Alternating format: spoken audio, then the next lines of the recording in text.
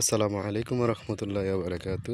প্রিয় বন্ধুরা, আলহামদুলিল্লাহ, ধান রোপণ করার পরে ধানের মাঝামাঝি সময়ে এসে ধানের যে একটা কালার এবং কি যে একটা গ্রোথ, আলহামদুলিল্লাহ অন্যান্য বছরের তুলনায় এবছর দেখা যাচ্ছে ধানের যে ফলন আলহামদুলিল্লাহ আশা করা যাচ্ছে ভালো হবে। যে একটা চারা থেকে একটা চারা মানে মোটামুটি অনেক ভালো হচ্ছে গ্রোথ, এটাই বোঝা যাচ্ছে আর কি। ধানের কালার দেখলেই বোঝা যায় আলহামদুলিল্লাহ ধানের এবছর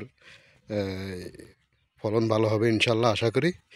তবে সবচেয়ে বড় কথা হচ্ছে, আমি যেটা জানি যে বন্যা দুর্যোগ হওয়ার পরে যে ফসলাদির ইয়াটা বড় মৌসুমে ধানের মৌসুমে ইয়েটা বেড়ে যায় আর কি।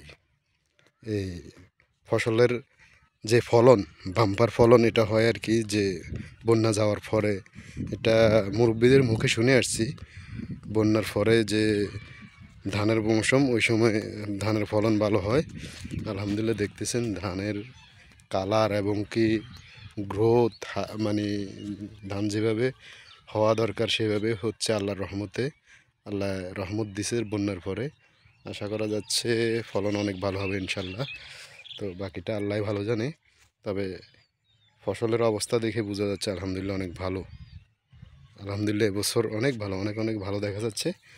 বাকিটা উপর আল্লাহ ভালো জানে।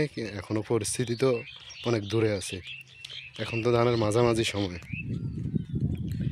আশা করা যাচ্ছে ধানের যে কালার এবং কি যে পরিপূর্ণতা, এগুলো দেখে অনেক কিছু অনুমান করা যায়। তো সেই কারণে বললাম আর কি।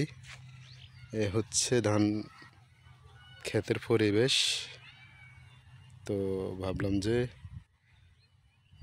আবাদি ফসলের যে অবস্থানটা, এই অবস্থানটা সকলকে একটু দেখানোর চেষ্টা করি।